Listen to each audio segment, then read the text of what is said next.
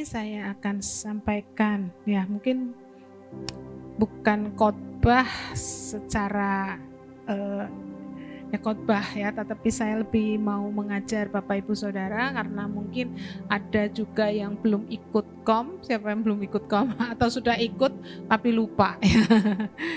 Oke ya, judulnya agak serem sih. Sebetulnya ini ada dua materi yang saya belum sampaikan di sini tapi sudah sampaikan di Wonosobo.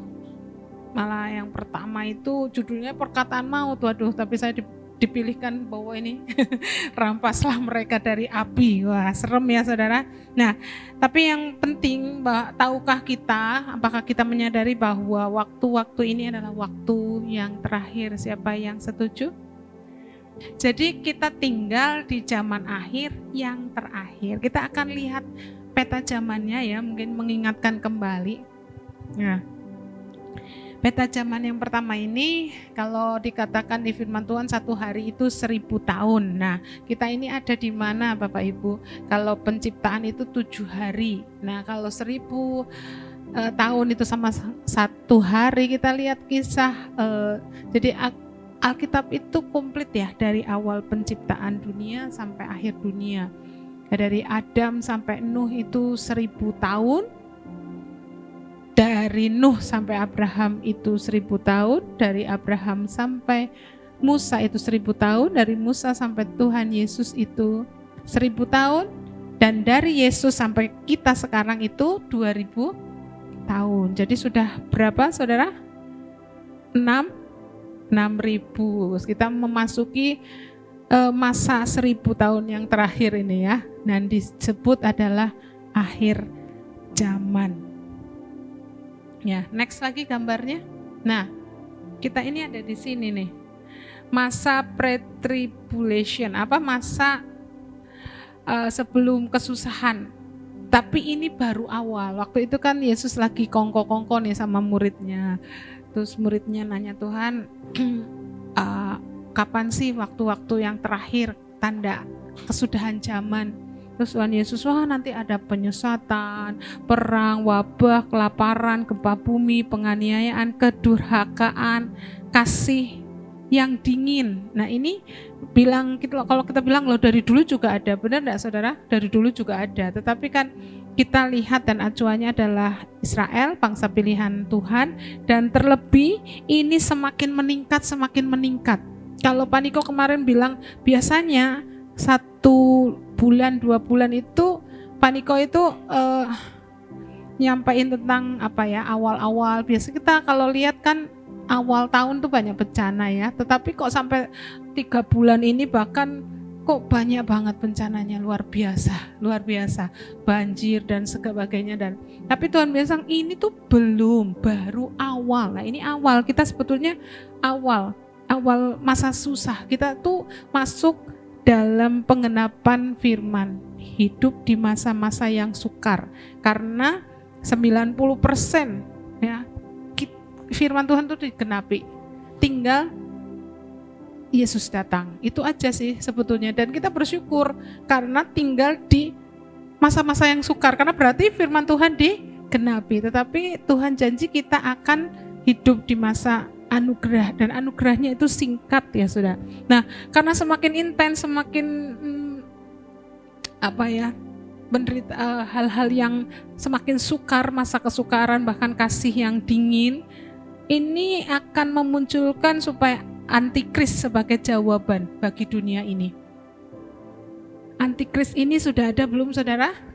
Sudah, cuma karena gereja belum diangkat, dia ditahan, tetapi sistemnya ini sudah dipersiapkan. Tinggal kalau gereja diangkat, ya Bapak Ibu Saudara, antikris ini bisa muncul karena sudah tidak ada Roh Kudus, makanya penderitaannya semakin luar biasa. Ya, tetapi saudara, jadi saudara jangan bingung ya, ada antikris. Antikris ini sebetulnya setiap orang yang menentang Kristus itu antikristi, tetapi kalau pribadi yang manunggal dengan iblis itu namanya antikristos ya, yang jahatnya luar biasa. Karena kalau kita bercandaan ya, kalau kita ngobrol-ngobrol kalau di Wonosobo gitu, iya manusia itu bisa lebih jahat daripada iblis. Sampai iblis takut sama manusia, sama kejahatannya. Kata iblis, aku kan cuma suruh bunuh, kok kamu potong-potong, ampun deh ampun.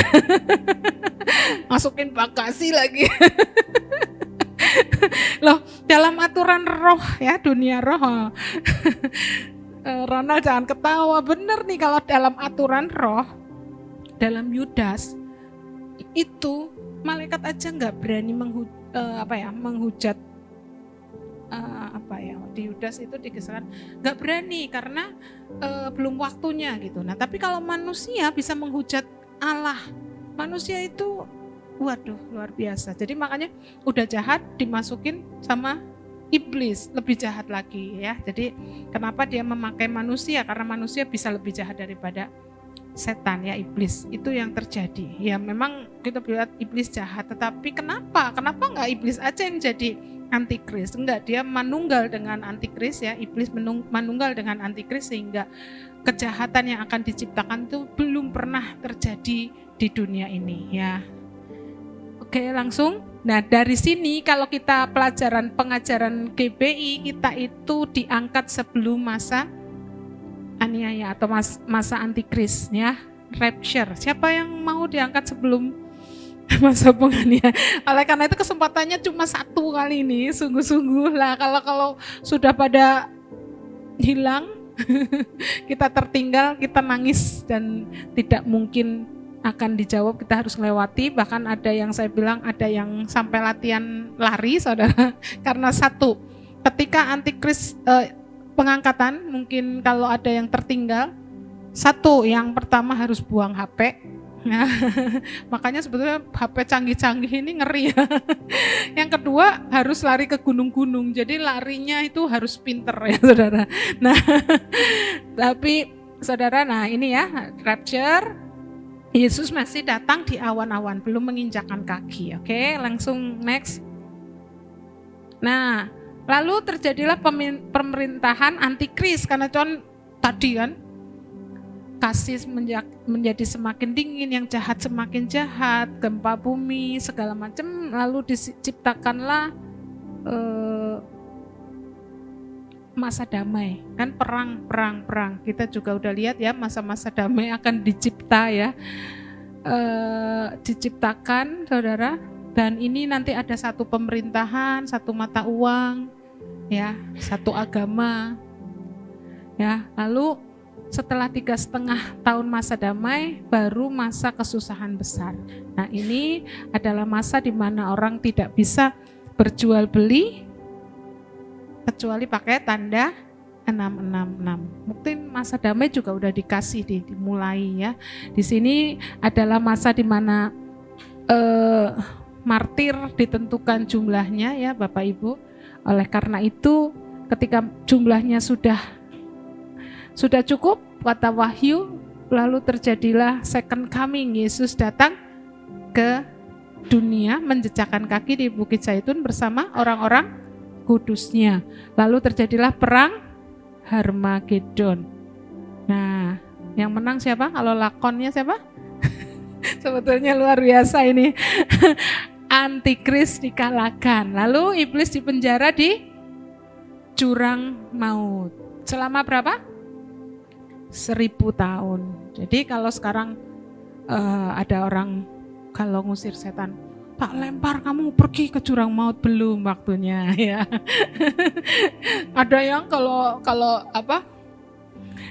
pernah kejadian kan, ceritanya ngusir setan nih, tak bom kamu gitu, wah iblisnya wah seakan-akan dibom, padahal saudara nggak ada kuasa dari apapun kecuali dalam nama Yesus ya. Sekalipun kalau orang Solo di sini ada ya. Orang Solo kata Pak Yoram itu kan halus sekali ya.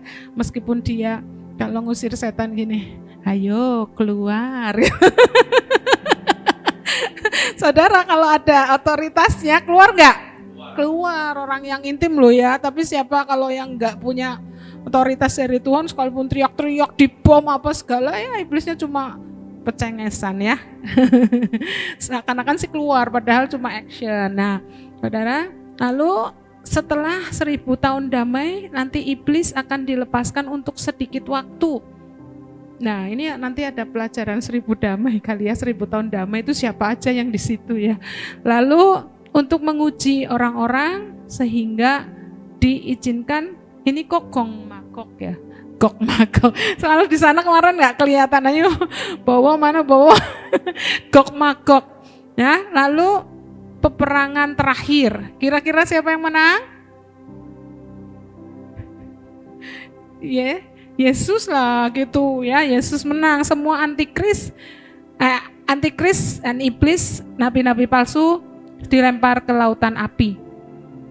Lautan api ini yang namanya Gehenna, kematian kedua. Lalu muncullah tahta putih, yaitu penghakiman terakhir. Orang-orang mati dibangkitkan, orang-orang yang mati di dalam kefasikan, maksudnya bukan orang mati di dalam Kristus ya.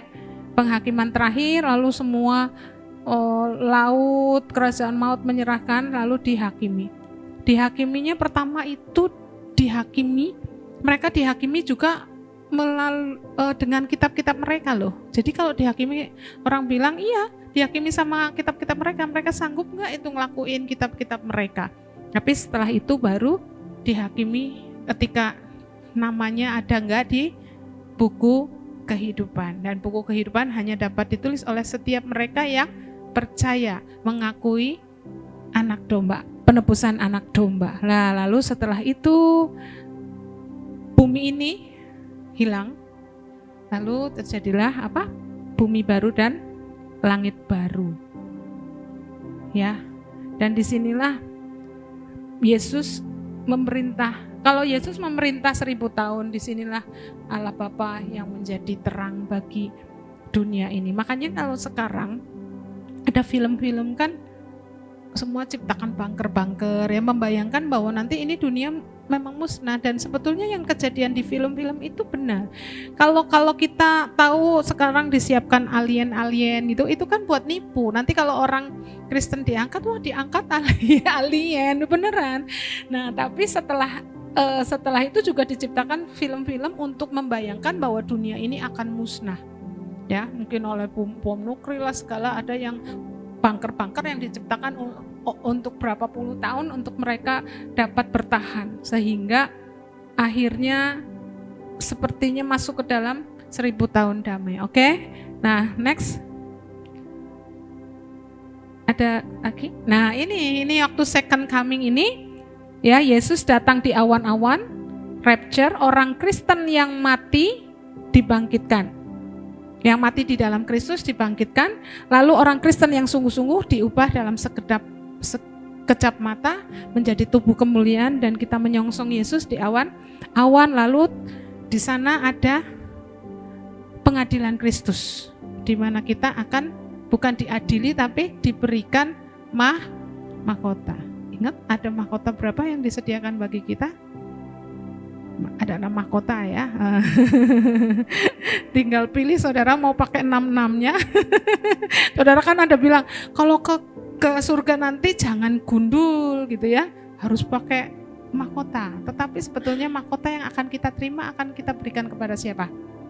Ke Kristus juga, seperti tua-tua yang di Wahyu 3 kan, tua-tua jatuh tersungkur dan melemparkan mahkotanya di hadapan anak domba.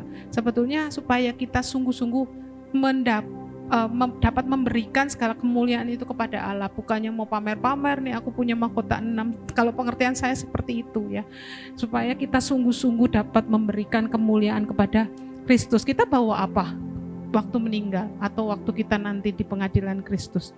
Kita tidak bisa bawa apa-apa. Kekayaan semuanya harus fana, yang fana hilang, tinggal yang kekekalan, dan kekekalan adalah mahkota-mahkota yang dibagikan oleh Kristus itu sendiri. Lalu setelah pembagian mahkota, kita diadili di situ, kita dijamu dalam perjamuan kawin anak domba, yaitu Kristus dengan jemaat, dengan gerejanya. Lalu nah ini masa ini rapture sampai perjamuan kawin ini 3,5 tahun di bumi, ini di surga, di atas. Nah, lalu setelah itu 7 tahun terakhir kita turun bersama Yesus untuk mengalahkan iblis dalam perang Harmagedon. Oke ya, sampai sini mudeng banget. Ya, oke ya. Nah, kita akan lihat dalam Yudas 1 ayat 17 sampai 23. Saya akan bacakan cepat. Tetapi kamu saudara-saudaraku yang kekasih, ingatlah akan apa yang dahulu telah dikatakan kepada kamu oleh rasul-rasul Tuhan kita Yesus Kristus. Sebab mereka telah mengatakan kepada kamu, menjelang akhir zaman akan tampil pengejek-mengejek yang akan hidup menurut hawa nafsu kefasikan mereka. Mereka adalah pemecah belah yang dikuasai hanya oleh keinginan-keinginan dunia ini dan hidup tanpa Roh Kudus. Akan tetapi kamu saudara-saudaraku yang kekasih, bangunlah dirimu sendiri di atas dasar imanmu yang paling suci dan berdoalah dalam Roh Kudus. Nih ya, kalau masa-masa akhir kita harus terus dapat berdoa dalam Roh Kudus. Peliharalah dirimu demikian dalam kasih Allah sambil menantikan rahmat Tuhan kita Yesus Kristus untuk hidup yang kekal. Ya, kita harus memelihara diri kita dalam kasih Allah untuk kedatangan Kristus. Oleh karena itu, tunjukkanlah belas kasihan kepada mereka yang ragu-ragu. Selamatkanlah mereka dengan jalan merampas mereka dari api. Tetapi tunjukkanlah belas kasihan yang disertai ketakutan kepada orang-orang lain, dan bencilah pakaian mereka yang dicemarkan oleh keinginan-keinginan dosa. Jadi di waktu-waktu terakhir tadi akan timbul penyesatan, dan bahkan ada orang Kristen yang goyang, yang ragu-ragu. Ya, banyak iman yang akan gugur, ya. Seperti waktu itu kita kedatangan satu orang, dia bingung ya datang ke sini. Saya bingung loh, Bu Andi gitu ya, karena gereja A, pendeta A ngajarin ini, pendeta B ngajarin ini, gereja ini saya tuh bingung katanya. Ya, karena itu saya bilang harus melekat kepada firman. Ya tapi kan saya butuh pendeta untuk mengajarkan gitu loh. Dan dia bingung, gak ada pegangan. Tapi firman Tuhan bilang gini, ketika aku datang apakah aku mendapati iman? Berarti kan di bumi ini, berarti kan akan banyak iman yang gugur, goyah, ragu-ragu karena ajaran sesat, juga karena daya tarik dunia. Di Wonosobo ini ada satu gereja yang akhirnya tidak dinaungi oleh denominasi satu gereja pun, karena dari GPI dipecat, dari CKI akhirnya dia nggak boleh khotbah karena ajarannya melenceng. Akhirnya dia keluar berseteru dengan anaknya, dan sekarang katanya orang yang masuk juga ada satu yang punya indera keenam, jadi bisa wawancara dengan Yesus katanya. Saya ada dan banyak loh, kalau yang ikut tuh banyak, herannya. Karena gimana juga kita mengerti bahwa Tuhan orang-orang Indonesia itu masih harus increase ya, ada hal-hal yang Yesus plus gitu. Kalau sesuatu itu harus ditambahin air lah, ditambahin garam lah, ditambahin apa lagi saudara. Jadi kok banyak loh, aduh sampai kita tuh kok banyak ya, padahal ini sesat gitu ya. Bahkan tidak boleh khotbah kalau menurut ini, tetapi dia nggak khotbah. Oleh karena itu sekarang udah bisa wawancara dengan Yesus gitu sendiri. Jadi ketika ada apa, kata Yesus tuh harus begini. Ada kemarin ya ini kejadian, ada seorang kaki jemaat yang harus diamputasi. Ini kakinya ini harus dikubur di sebelah ibu gembalanya sudah meninggal. Jadi nggak boleh ini dikubur di tempat lain. Ini kata Yesus, jadi sudah wawancara dengan Yesus. Nah saudara, hati-hati saudara, karena ini memang semakin ke depan dengan medsos yang semakin marak, yang kita lihat setiap keluar sendiri, itu hati-hati, kita bisa dilencengkan sedikit walaupun tidak terasa ya. Jadi orang Kristen pun bisa ragu-ragu, terlebih orang-orang yang tidak percaya bisa berakhir di dalam api. Oleh karena itu tadi yang ragu-ragu, rampas mereka dari api. Jadi kalau pendoa syawat, kami rampas dari api, memindahkan mereka dari gelap kepada terangnya yang ajaib. Nah api apa? Kira-kira api apa saudara? Kalau kita nggak merampas mereka dari api, mereka akan binasa dalam api neraka. Nah Bapak Ibu Saudara, kira-kira nih di sini siapa tahu yang tahu neraka itu di mana? Oke ya, saya akan sedikit gambarkan. supaya kita ini nanti goalnya ada, kita bisa mengasihi, bisa, aduh Tuhan, ini nih calon penghuni neraka, gimana saya harus menyikapinya, ya, supaya timbul belas kasihan kepada mereka. Karena kalau enggak, kita ini lama-lama enggak peduli sama mereka, ya. Dan memang neraka itu ada. Tuhan ciptakan neraka itu bukan untuk manusia. Yang setuju katakan amin. Jadi Tuhan ciptakan neraka untuk iblis dan sepertiga malaikat yang jatuh. Oke, ya, setuju ya. Dalam Alkitab neraka itu disebut, mungkin ada yang bingung, takutnya ada Seol, ya, dan Hades. Seol dan Hades itu sama, ada level-levelnya juga, ya. Tapi mungkin kalau level-levelnya nanti enggak terlalu dijabarkan di sini. Tapi kalau Seol itu adalah bahasa Ibrani, ada di Perjanjian Lama, dan Hades adalah di Perjanjian Baru. Kalau Yunani dulu itu apa? Ada Raja Hades, metodologinya, ya, pada Raja Hades. Nah, ini sama aja. Dan lalu ada Gehenna. Gehenna itu tadi lautan api yang akan keluar, akan dibuka itu ketika habis tahta putih. Nggak tahu tempatnya di mana, tapi nanti itu ada di setelah pengadilan tahta putih. Nah, Seol itu artinya dunia orang mati. Kerajaan maut, alam maut, dunia di bawah kubur atau neraka, atau juga liang lahat. Jadi lucu ini. Ada pernah orang mainan mati-matian. Namanya orang nggak ada kerjaan, ya, ngeduk tanah, lalu pura-pura mati di situ, terus ditutupi pakai daun pisang katanya. Tapi begitu masuk ke dalam, lalu banyak setan yang datang, langsung kabur mereka, ya. Ini kadang-kadang orang main-main hal-hal begitu. Nah, kita lihat bahwa dunia orang mati ini dalam Kejadian itu digambarkan neraka turun ke dalam dunia orang mati. Dalam kisah Yakub, ketika Yakub dikabari bahwa Yusuf itu meninggal atau mati kena terkaman binatang, ya. Terus kakak-kakaknya nyoba menghiburkan papahnya, yaitu Yakub. Terus kata Yakub gini, tidak, aku akan berkabung sampai aku turun mendapatkan anakku ke dalam dunia orang mati. Demikianlah Yusuf ditangisi oleh ayahnya.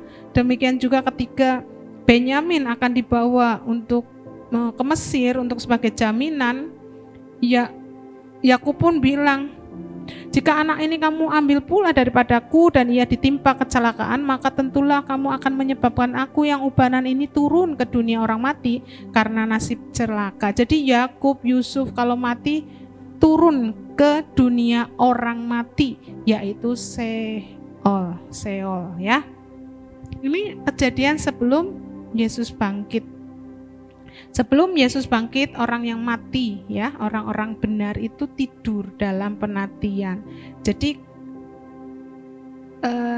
kita lihat bahwa neraka itu dunia orang mati.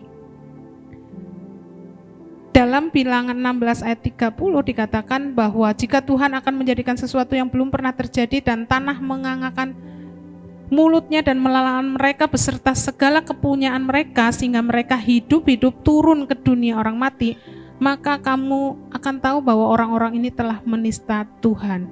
Jadi ada hukuman waktu itu, tanah menganga. Mungkin hanya Pak Robi yang tahu, ya, tanah itu bergerak dan menganga. Orang-orang itu langsung hilang. Betul ya Pak Robi, ya? Ada yang satu desa hilang, ya. Itu kan berarti sebetulnya kejadian seperti waktu Korah itu, ya. Tanah menganga, langsung hilang orangnya, ya. Nah, itu turun ke dunia orang mati, ya. Demikian juga di sini, ya, sebab api telah dinyalakan oleh murkaku dan bernyala-nyala sampai ke bagian dunia orang mati yang paling bawah. Jadi dunia orang mati ada di mana, saudara? Di bawah. Api itu memakan bumi dengan hasilnya dan menghanguskan dasar gunung-gunung.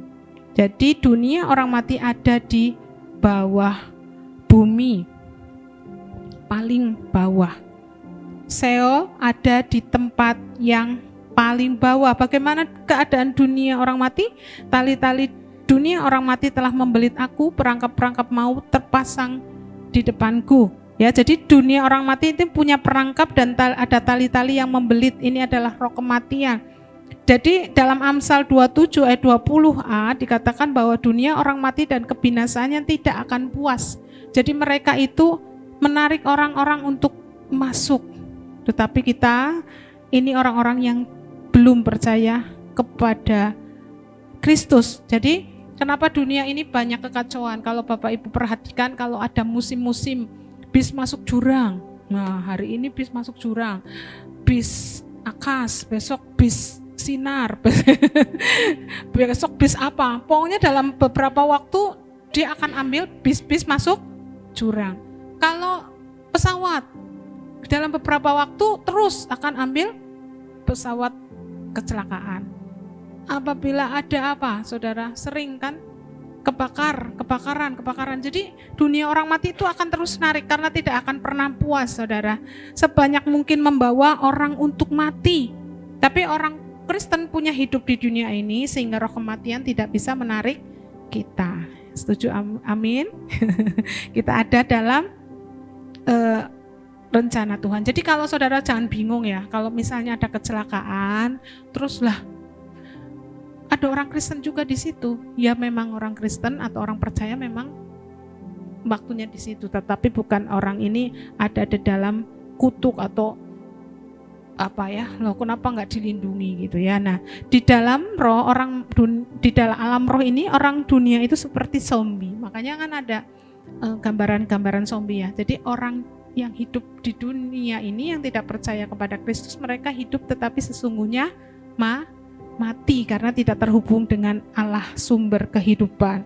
Jadi Seol itu tempat semua orang mati, bahkan bapak-bapak leluhur kita itu di zaman perjanjian lama. Biarlah orang-orang fasik mendapat malu dan turun ke dunia orang mati dan bungkam. Jadi orang fasik juga turun ke dunia orang mati yang sama. Jadi Seol dan Hades adalah tempat yang sama, ya. Ya, next. Nah, kisah orang kaya dan Lazarus ini digambarkan Yesus adalah dunia orang mati, yaitu semua di Hades karena Yesus itu belum mengalahkan maut. Di sini orang kaya yang mati ini sudah mengalami apa, Bapak Ibu? Sengsara.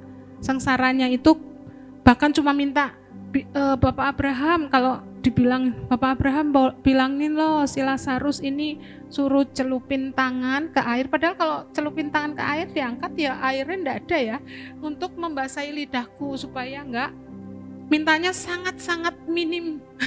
Tapi itu pun tidak karena ada jurang yang memisahkan antara mereka. Nah, ini di Hades keadaannya seperti ini dan sudah ada sengsara. Next. Nah, kita ini lihat gambar Hades ya. Jadi dunia orang mati itu tadi dibilang ada kuburan ya di bawah. Betul, saudara?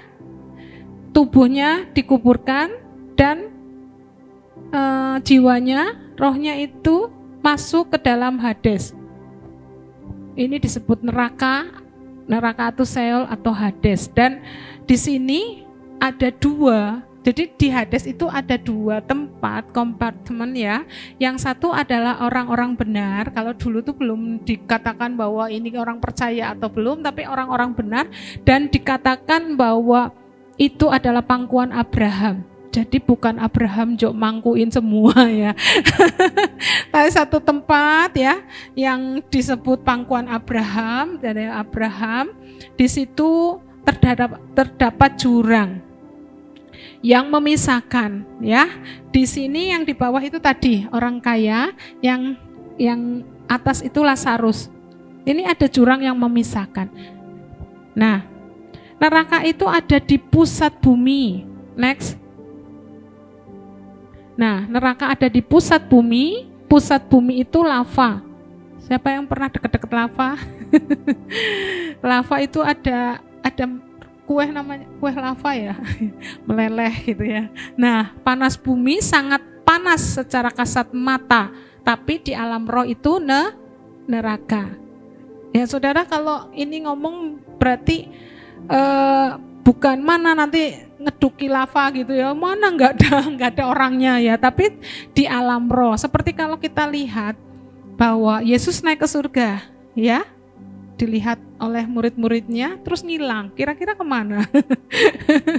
Nah, saudara, ada alam pintu, alam roh juga ya di situ. Nah, orang benar dan orang fasik di tempat yang sama, tapi dipisahkan oleh jurang tadi ya. Bayangkan ya tadi ya, di bawah itu ada jurang maut, ada bukan jurang maut, ada neraka, tapi kenapa? Ya, itu dipisahkan. Nah, next coba. Nah, kenapa dikatakan Hades di pusat bumi ya? Jadi nggak tahu saudara ini penganut bumi datar atau bumi bulat. Kalau bumi datar sebetulnya lebih enak ngomongnya, lebih banyak konfirmasi di sini ya. Nggak bahas itu deh, pusing nanti ya. Nah, itu di pusat bumi, dunia orang mati, engkau diturunkan ke tempat paling dalam di liang kubur. Dan engkau Kapernaum, apakah engkau dinaikkan sampai ke langit? Tidak, engkau akan diturunkan sampai ke dunia orang mati. Jadi dunia orang mati itu turun ke bawah di pusat bumi. Ya. Jadi ada contoh ya, di Rusia ini ada orang nambang minyak di pusat bumi. Biasa kan kalau ngebor akhirnya mentok ya. Tapi kok ini bolong, masih bolong dan nggak nyampe. Waktu bornya itu ditarik, ada suara yang teriak-teriak, melolong kesakitan, ketakutan ya. Kalau manusia kan nggak mungkin ada di dalam bawah bumi karena nggak terlalu dalam. Akhirnya presidennya tuh panggil pendeta ya, bilang oh ini Hades ya. Jadi Hades di pusat bumi. Dunia orang mati itu ketika roh itu muncul ya, roh katanya dibilang roh Samuel tuh muncul dari tanah ke atas. Next. Dan mengapa dikatakan Hades di pusat bumi? Tadi dikatakan, tadi ya sudah ya, tetapi Seoul Hades itu ada di dunia. Karena apa? Mungkin kita berpikir gini, ada orang yang bermimpi dapat penglihatan di bawah neraka ya. Siapa yang pernah, bahkan ada bukunya. Saudara, saya ini pemikirannya dulu gini, ada pernah bilang, loh neraka kan belum ada, katanya neraka nanti ketika Yesus sudah menghakimi, betul? Tapi kok sudah ada orang dibawa ke neraka? Nah ternyata ini nanti kita akan lihat, ternyata nerakanya itu yang ini. Kenapa di dunia?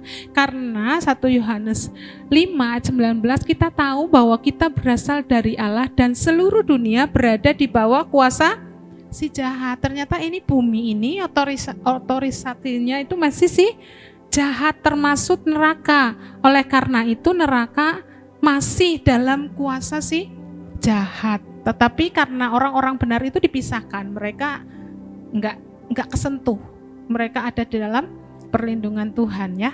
Tapi kalau neraka, orang-orang yang berbuat jahat, nah makanya kan iblis kan mau bawa mereka sebanyak mungkin untuk menemani mereka nanti di Gehenna. Tetapi ini sekarang ini mereka memang dikasih otoritas, tetapi yang memegang kunci maut dan kerajaan maut siapa saudara? Yesus ya. Jadi diizinkan aja. Diizinkan. Nah, makanya sudah ada penyiksaan-penyiksaan seperti itu. Apalagi mungkin hamba Tuhan tapi masih berbuat dosa, ya. Iblis pasti lebih keras tuh balas dendam di situ. Oke, karena itu dikasih otorisasi untuk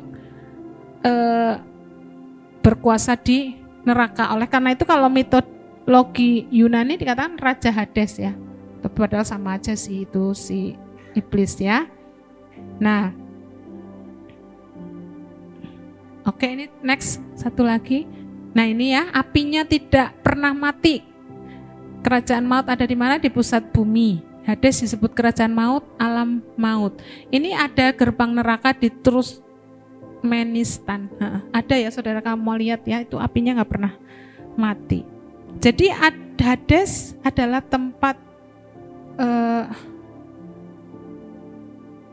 jadi kalau Hades itu tadi sudah menderita sengsara, kehausan, kesakitan ya. Nah nanti kalau di tahta putih, kerajaan maut yaitu Hades harus menyerahkan orang mati untuk dihakimi. Kerajaan maut harus memberikan orang-orangnya dan rajanya sendiri untuk dihakimi dan dilemparkan ke dalam Gehenna. Jadi Hades adalah tempat perhentian orang fasik, orang yang tidak percaya sebelum pengadilan tahta putih. Jadi setelah orang kalau belum percaya Kristus mati langsung ke Hades, nunggu sampai tahta putih. Ya, next.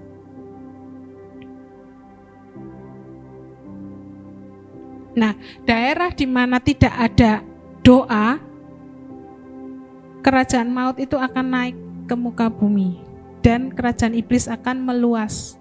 Oleh karena itu sebetulnya hidup kita ini tinggal milih mau hidup di dalam kerajaan Allah atau di dalam kerajaan iblis. Sebetulnya ini hanya peperangan antara Tuhan dengan iblis, ya.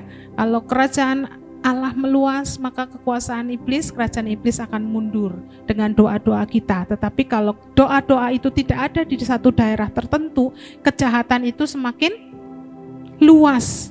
Jadi ketika gereja diangkat, nanti kita rapture, keadaan bumi seperti apa? Seperti neraka, gak ada yang nahan. Kerajaan maut naik, sehingga orang yang jahat semakin jahat. Antikris berkuasa.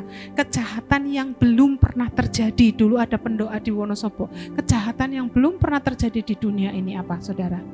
Kuku dicabut, udah ya. Dia dapat penglihatan apa? Manusia itu di blender. Manusia itu dikletei gitu ya. Di slender. Dia udah sampai takut gitu ya. Nah kita lihat nih.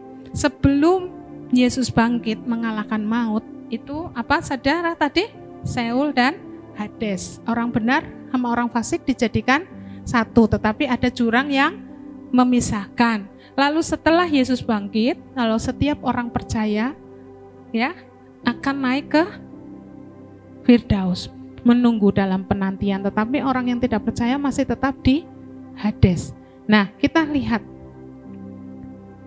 Next.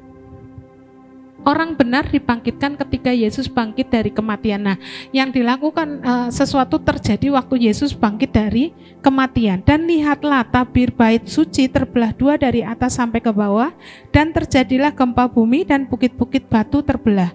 Dan kuburan-kuburan terbuka dan banyak orang kudus yang telah meninggal bangkit. Jadi ternyata sudah ada kebangkitan orang mati, yaitu orang-orang kudus waktu Yesus mati. Ya, Yesus mati, masuk ke bawah katanya untuk memproklamirkan, ya. Jadi jangan dibawa untuk kita nanti bisa menginjilin orang mati, enggak. Hanya Yesus yang masuk ke dunia orang mati untuk memproklamirkan kemenangannya, ya. Dan sesudah kebangkitan Yesus, mereka pun keluar dari kubur. Serem enggak waktu itu, saudara, kira-kira? Misalnya waktu itu ada yang buyutnya udah meninggal, terus datang tiba-tiba, lalu masuk ke kota kudus dan menampakkan diri kepada banyak orang. Jadi waktu Yesus bangkit, itu kan 40 hari kebangkitan Yesus menampakkan diri kepada murid-muridnya, oke? Bayangin nggak, Yesus menampakkan diri, tetapi ternyata orang-orang yang kudus yang bangkit pada masa Yesus itu juga menampakkan diri. Mungkin cucunya malah nggak kenal ini siapa gitu ya, yang sudah lama meninggal gitu. Mungkin ada yang mungkin Musa, siapa tahu bareng-bareng di situ. Mungkin Yakub nggak tahu, yang diceritakan kita enggak sedetil itu. Tapi kalau kita bayangkan bahwa seluruh kuburan orang-orang benar itu bangkit dan mereka menampakkan diri, kan enggak dicatat. Kalau diceritakan mungkin banyak sekali ya. Nah, itu luar biasa firman Tuhan kalau kita dibukakan satu-satu jadi tambah mengerti ya. Jadi orang percaya di Firdaus akan dibangkitkan pada kedatangan Yesus di awan-awan. Ya, lalu orang percaya yang masih hidup terangkat. Nah, orang yang tidak percaya dihakimi di tahta putih. Jadi kalau orang yang tidak percaya nanti dibangkitkannya di kematian yang kedua, yaitu ketika tahta putih mereka dibangkitkan untuk dihakimi lalu dilemparkan ke lautan api. Nah, ini adalah neraka yang kedua ya, yang pertama tadi Hades. Nah, next. Yesus pemegang segala kunci maut dan kerajaan maut. Ketika aku melihat dia, tersungkurlah aku di depan kakinya, sama seperti orang yang mati, tetapi ia meletakkan tangan kanannya di atasku lalu berkata, jangan takut, aku adalah yang awal dan yang akhir dan yang hidup. Aku telah mati, namun lihatlah aku hidup sampai selama-lamanya dan aku memegang segala kunci maut dan kerajaan maut. Jadi Bapak Ibu, kalau kita nanti rapture, kita tuh tidak mengalami kematian. Nggak tahu siapa di sini yang akan rapture ya. Siapa tahu ada yang mau mendahului masuk ke dunia orang mati, tapi langsung ke Firdaus, jangan takut. Nah, saudara, ketika Yesus memegang segala kunci maut dan kerajaan maut, maka pada Wahyu 20, next, kita akan lihat bahwa laut akan menyerahkan orang-orang mati yang ada di dalamnya, dan maut dan kerajaan maut menyerahkan orang-orang mati yang ada di dalamnya, dan mereka dihakimi masing-masing menurut perbuatannya. Lalu maut dan kerajaan maut itu dilemparkannya ke dalam lautan api. Itulah kematian yang kedua, yaitu lautan api. Nah, ini namanya Gehenna ya. Jadi sampai sini ngerti, jangan takut kalau dengar, maksudnya jangan bingung kalau dengar orang sudah masuk ke neraka loh, kan belum lah. Ini yang mungkin maksudnya dia tuh kan belum nanti, tetapi ternyata sudah ada neraka ya, sekarang ini sudah ada. Nah, next. Nah, masa kebangkitan kedua yaitu orang-orang yang tidak percaya. Semua orang mati dibangkitkan untuk dihakimi, dan setelah penghakiman baru tahta putih, baru Gehenna dibuka, lautan api dan belerang. Maut ini cuma dibakar ya, nggak disiksa ya. Jadi kalau neraka disiksa itu ya neraka, tapi kalau Gehenna itu cuma dibakar ya. Maut dan kerajaan maut ada rajanya, harus menyerahkan orang-orang mati yang ditawan selama ini untuk dihakimi. Next, nah ini Gehenna. Setiap orang ya, aku berkata kepada setiap orang yang marah terhadap saudaranya harus dihukum. Siapa yang berkata kepada saudaranya kafir harus dihadapkan ke mahkamah agama, dan siapa yang berkata jahil harus diserahkan ke dalam neraka yang menyala-nyala. Nah, neraka yang menyala-nyala ini artinya Gehenna ya. Dibuka setelah iblis dikalahkan sehabis dilepaskan dari penjaranya. Jadi setelah 1000 tahun lalu Gog Magog baru tahta putih, nah baru dibuka Gehenna-nya. Sekarang belum ada saudara ya. Dan iblis yang menyesatkan mereka dilemparkan ke dalam lautan api dan belerang, yaitu tempat binatang dan nabi palsu. Binatang ini antikris dan nabi palsu itu, dan mereka disiksa siang malam sampai selama-lamanya ya. Nah saudara, antikris dan nabinya langsung ke Gehenna ya, karena telah menyesatkan bangsa-bangsa dan membuat orang kehilangan keselamatannya. Mereka juga menghujat Roh Kudus. Gehenna bukan di bumi tapi di suatu tempat ya. Jadi Hades langsung dibuang ke Gehenna. Terakhir, lalu aku melihat tahta putih, di sini yang besar, dan dia yang duduk di atasnya. Dari hadapannya lenyaplah bumi dan langit, dan tidak ditemukan lagi tempatnya. Nah, ini yang dibilang bahwa dikatakan bahwa bumi dan segalanya itu akan hilang, tetapi firman Tuhan akan tetap untuk selama-lamanya. Dan aku melihat orang-orang mati besar dan kecil berdiri di depan tahta itu, lalu dibuka semua kitab. Nah, dihakimi menurut kepercayaan mereka sendiri. Mereka kan punya kitab saudara, dan dibuka juga sebuah kitab lain, yaitu kitab kehidupan ya. Kalau mereka dihakimi oleh semua kitab masing-masing mereka, ternyata mereka, aku hebat nih, aku udah melakukan gitu ya. Tetapi ketika dibuka lagi yaitu suatu kitab, yaitu kitab kehidupan, nama mereka ada enggak ya. Dan orang-orang mati dihakimi menurut perbuatan mereka berdasarkan apa yang ada tertulis di dalam kitab-kitab itu. Maka laut menyerahkan orang mati di dalamnya, maut dan kerajaan maut menyerahkan orang mati yang ada di dalamnya, dan mereka dihakimi menurut perbuatannya. Lalu maut dan kerajaan maut itu dilemparkan ke dalam lautan api. Ya, jadi Hades langsung dilempar ke lautan api. Itulah matian yang kedua, lautan api. Dan setiap orang yang tidak ditemukan namanya tertulis di dalam kitab kehidupan itu, ia dilemparkan ke dalam lautan api itu. Ya, saya ada cerita atau udah pernah cerita, mama saya itu waktu saya SMP itu hamil di luar kandungan ya. Tapi waktu itu dikira mah gitu ya.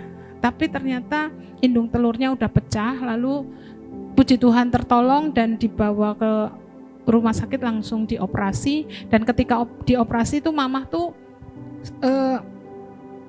masuk ke suatu tempat yang sangat indah, senang sekali. Tapi ada satu gua, ada satu tempat yang harus dia masuki dan mama pingin gitu. Tapi mama ketika mau masuk ada yang jaga. Orang-orang dulu ada yang jaga, terus nanti dulu, kamu tak buka dulu satu kitab besar gitu, namamu ada enggak? Wah, namamu belum ada. Jadi itu katanya megang kayak, kalau kita lihat film-film itu kan pakai kayak apa, bulu gitu ya, ditulis namamu enggak ada. Langsung begitu namamu belum ada, langsung krek mama sadar, namanya kan Kim. Bangun Kim. Nah, mama saya ini bandel, saudara. Kalau cerita dulu punya mertua Kristen, setiap kali diajak ke gereja kabur, alasan aja. Setelah nikah sama papa saya, mertuanya kejar-kejar dia kabur. Setelah sudah jadi waktu itu mama janji, sakit ini, mama janji ke gereja, enggak juga, masih bolong-bolong. Akhirnya suatu kali sebelumnya malah bilang, nanti kalau mama lulus ujian, mama kan ujian kriting ya, nah mama kan mungkin belajarnya susah tuh, teorinya yang susah. Mama kalau lulus ujian kriting nanti mama mau ke gereja. Enggak juga. Terus akhirnya setelah ini Kim tangi Kim itu di Firdaus, saya percaya itu di Firdaus, katanya sangat indah. Lalu mama masih bolong-bolong juga. Akhirnya saya ingat, saya cerita tentang Rama dan Sinta. Mama kan senang Mahabharata. Waktu itu saya udah lahir baru di sebuah hotel, mama nengok saya di Bandung. Saya bilang, mama ini ada cerita Rahwana ini. Sinta dilindungi oleh asal dia nggak keluar, dia nggak ditangkap sama Rahwana ya. Akhirnya mama ngerti bahwa ada perlindungan Tuhan, ada janji Tuhan tentang keselamatan. Baru lahir baru. Setelah itu mama, anak saya lahir, Benaya, dia mengalami cinta mula-mula dan sampai sekarang melayani Tuhan. Dulu tuh kisahnya seperti itu. Ada satu jemaat juga, dia ceritanya ini ketabrak motor, dia naik motor boncengan, terus keluar dari gang itu nabrak, dia koma selama 2 minggu. Ceritanya dia juga di tempat yang sangat indah padahal koma. Cuma masalahnya jemaat ini nggak sungguh-sungguh. Dia tanya, kamu nama baptisnya siapa? Padahal Tuhan tahu ya. Ditanya katanya, namanya Thomas. Siapa yang ngasih nama? Pak Andi gitu. Padahal yang ngasih nama saya. Soalnya ragu-ragu, waduh bandel gitu. Terus ya udah gini ya, kamu maksudnya disuruh pulang, tapi ingat kamu sampein pesen kalau aku akan datang seperti pencuri. Masalahnya jemaat ini nggak ngerti firman. Hah? Tuhan datang dari pencuri? Lah memang pencuri apa? Ayam katanya. Aduh. Nah orang kalau nggak kenal firman itu nggak nyambung. Puji Tuhan dia selama 2 minggu itu terus akhirnya pulih. Tapi ya karena masih belum sungguh-sungguh, dia malah ya kadang-kadang pengalaman bersama Kristus, padahal hal-hal itu diizinkan, tidak menjamin orang itu tetap setia, saudara. Tetapi yang penting bahwa orang itu harus berjumpa dengan Kristus secara pribadi, jadi mengalami Kristus. Seperti mama saya, ya udah itu, tetapi masih lari-lari terus ya. Nah akhirnya setelah ketemu Kristus, lahir baru dia sungguh-sungguh mengikut Kristus sampai sekarang ya, rajin doa. Yang doa di sana mama saya. Nah oke. Nah tadi saya katakan bahwa Yesus mati untuk kita tinggal bersama-sama dengan dia di Surga Tuhan nggak mau kita di sana. Tuhan itu sabar, seperti saya firman di Morning Count kemarin, Tuhan itu masih terus berharap setiap orang itu bisa berubah, setiap orang itu mengalami pertobatan. Surga itu bagian kita, tempat yang indah, tempat di mana Tuhan ada. Ya, jadi Bapak Ibu Saudara, nanti kalau di langit dan bumi yang baru, jadi jangan, memang ada pujian penyembahan selama-lamanya, tetapi juga hidup kita enggak pujian penyembahan toh. Nanti bilang, ya aku bosen. Kalau saudara baca bukunya siapa ya, orang Korea itu, yaitu surga juga ada tingkat-tingkatannya, neraka ada tingkat-tingkatannya, tetapi semua harus di cross check sama firman ya. Nah tapi gini saudara, yang penting ketika kita tinggal sama Tuhan, kita bayangkan tinggal sama Tuhan itu seperti siapa? Adam dan Hawa. Itulah, emang cuma pujian penyembahan enggak ya? Tetapi ada juga kehidupan yang indah, bersekutu dengan Tuhan, bersekutu dengan, boleh saling berkunjung mungkin. Ya, tetapi pasti enggak membosankan, karena di mana Allah ada, sumber kehidupan itu ada damai sejahtera, sukacita, tidak ada air mata lagi. Itulah yang kita rindukan ya saudara. Oleh karena itu kita tadi lihat bahwa kita harus merampas orang dari api. Itu tugas kita ya. Kalau orang salah kita nggak ngasih tahu, orang itu mati, jadi tanggung jawab kita. Ketika saya sampaikan firman ini di Wonosobo, ada beberapa orang yang datang sama kami terus minta didoakan. Saya terbeban sama mama saya, masa mama saya harus tinggal di tempat seperti itu, saya terbeban dengan ini. Jadi selamatkan dengan cara merampas mereka dari api. Oleh karena itu kita diminta jadi penuai supaya orang tidak mati kekal. Yang penting adalah kita minta belas kasihan Tuhan. Kalau enggak, kita akan terlalu sibuk dengan masalah kita sendiri. Biar belas kasihan Tuhan itu memenuhi hati kita bagi orang-orang yang belum diselamatkan. Tunjukkan itu dengan cara mereka merampas mereka dari api, dengan apa? Berdoa dan beritakan Injil. Harvest now, katakan harvest now. Sekarang menginjil gampang saudara, seperti waktu masa-masa kami di youth. Jadi ketika kita sampaikan Injil, mereka langsung terbuka. Beneran beda sama waktu beberapa tahun lalu. Sekarang ini masa mereka menerima anugerah. Amin.